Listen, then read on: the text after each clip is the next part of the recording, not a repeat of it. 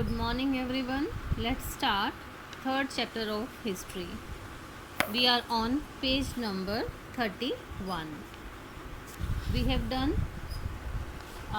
with permanent settlement, then Monroe system and Mahalwadi system. Now East India Company wanted indigo from India because the indigo it was getting from Europe, now the supply was fell by half. So Britain turns to India for indigo now. Faced with the rising demands for indigo in Europe, the company in India looked for ways to expand the area under indigo cultivation.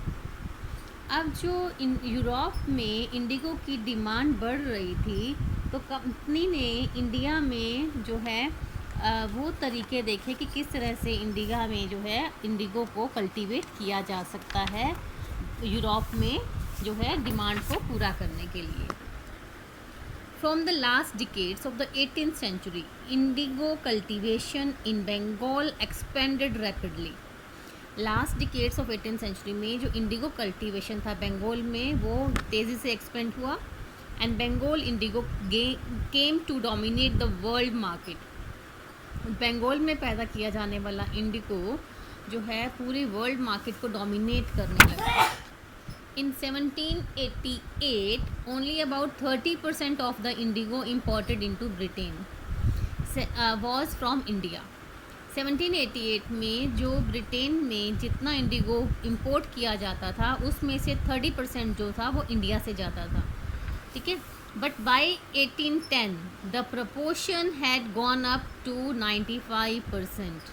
तो 1810 में Britain में import किया जाने वाला जो Indigo था उसमें 95% जो है वो इंडिगो इंडिया से इंपोर्ट किया जाने लगा.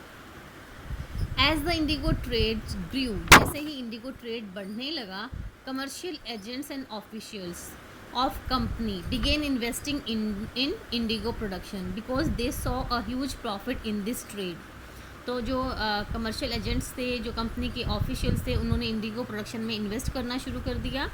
And over the years many company officials left their job.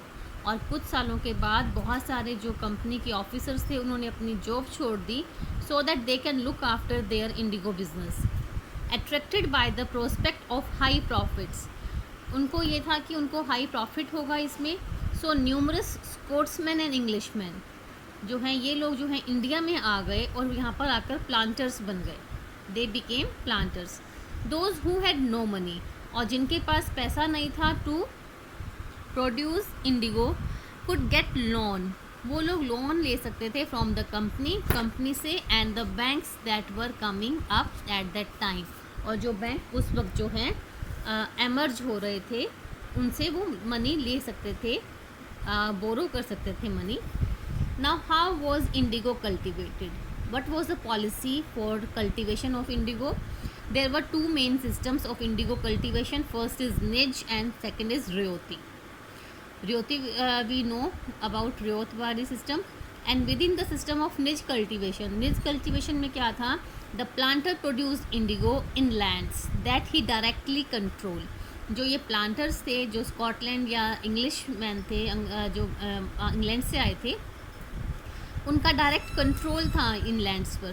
He either boat the land, या तो वो लैंड खरीद लेते थे नहीं तो वो रेंट पे ले लेते थे from the other zamindars. And produce indigo by directly employing hired labourers, और उन ज़मीनों पर जो है प्रोडक्शन करते थे इंडिगो की डायरेक्टली जो है खुद से जो है वो वहाँ पर लेबर हायर करके उनको एम्प्लॉय कर देते थे वहाँ पर. ठीक है. Now there was a problem with nij cultivation. What was that cultivation? कि जो इंडिगो का प्लांटेशन करना है, कल्टीवेशन करना है, उनके लिए उनको बहुत बड़े लैंड की ज़रूरत थी और वहाँ पर जो है छोटे छोटे लैंड इनको मिल रहे थे, छोटे छोटे प्लॉट्स मिल रही थी. The planters found it difficult to expand the area under nij cultivation. क्यों था उनको मुश्किल? Indigo could be cultivated only on fertile lands. First point है ये प्रॉब्लम थी कि इंडिगो है जो है वो सिर्फ फर्टाइल लैंड पे ही कल्टीवेट हो सकती थी, and these were already densely populated, और ये एरिया डेंसली पॉपुलेटेड था। Only small plots scattered over the landscape, यहाँ वहाँ फैले हुए छोटे छोटे प्लॉट्स थे, कुड बी एक्वायर्ड, जो उन्हें मिल सकते थे इंडिगो उगाने के लिए। तो planter needed large area in compact blocks to cultivate indigo in plantation, but planters को क्या चाहिए था, लार्ज एरिया चाहिए था इंडिगो जो है प्रोड्यूस करने के लिए। Where could they get such land from, ऐसी लैंड उन्हें कहाँ से मिलेगी। So they attempted to lease in the land around the indigo factory. तो उन्होंने क्या किया, जहाँ पर इंडिगो फैक्ट्री थी, जहाँ पर की जो इंडिगो की फसल को प्रोसेस किया जाना था, उसके आसपास उन्होंने जो है लीज पर, रेंट पर जो है लैंड लेने का ट्राई किया, and evict the peasants from the area, और उन एरिया में रहने वाले किसानों को एविक्ट कर दिया, वहाँ से बेदखल कर दिया, निकाल दिया। But this always led to conflicts and tensions, और इसकी वजह से कॉन्फ्लिक्ट्स हुए और टेंशंस भी हुई। Nor was labour easy to mobilise, और इसको लेबर को वहाँ से हटाना बहुत इजी नहीं था, और दूसरी लेबर को यहाँ पे जो है लगाना, एम्प्लॉय करना, that was also not so much easy. A large plantation required a vast number of hands to operate. तो अब जितना बड़ा खेत होगा उतने ज़्यादा वहाँ पे लेबर चाहिए, and labour was needed precisely at a time when peasants were usually busy with their rice cultivation. और जब इंडिगो कल्टीवेशन का टाइम होता था, सेम वही टाइम राइस कल्टीवेशन का होता था। When peasants were busy in rice cultivation, at that time labor was required in both, in rice fields as well as in indigo fields. So supply of labor was also the one of the problem. Niche cultivation on a large scale also required many plows and bullocks. अब निज cultivation large scale का अगर खेत होगा तो आपको बहुत सारे प्लोज भी चाहिए, हल चाहिए, बुलॉक्स चाहिए, बैल चाहिए। 1 बीघा ऑफ इंडिगो कल्टीवेशन, बीघा होता है मेजरमेंट होता है लैंड का, ठीक है। 1 बीघा ऑफ इंडिगो कल्टीवेशन रिक्वायर्ड 2 प्लोज, कि 1 बीघा अगर ज़मीन को आपने कल्टीवेट करना है तो आपको 2 हल चाहिए, ठीक है। This mean that a planter with 1000 बीघा, अगर एक प्लांटर के पास 1000 बीघा ज़मीन है तो उसको कितने प्लोज चाहिए, 2000 प्लोज चाहिए, और उसी के अकॉर्डिंगली उनको उतने बुलॉक्स भी चाहिए। Investing on purchase and maintenance of ploughs was a big problem. तो प्लोज को ख़रीदना, उनके उस पर इन्वेस्ट करना, मेंटेन करना बहुत बड़ी प्रॉब्लम थी। But they were not available at the time on rent, वो रेंट पे भी नहीं ले सकते थे क्योंकि they were busy in rice fields also.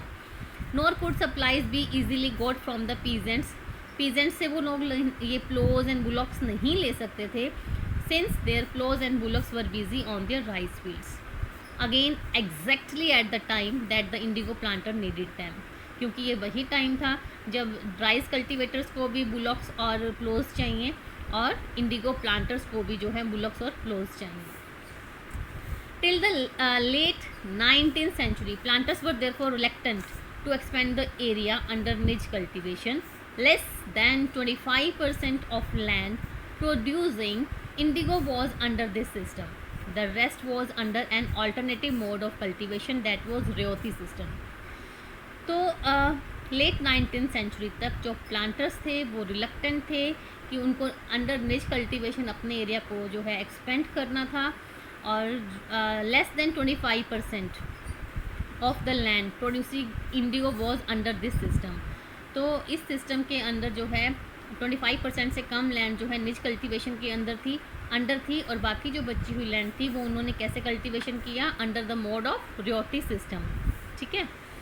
Now indigo on the lands of ryots, ये निज कल्टीवेशन का किया। Now we are going to do ryots की लैंड पर इंडिगो कैसे उगाई उन्होंने।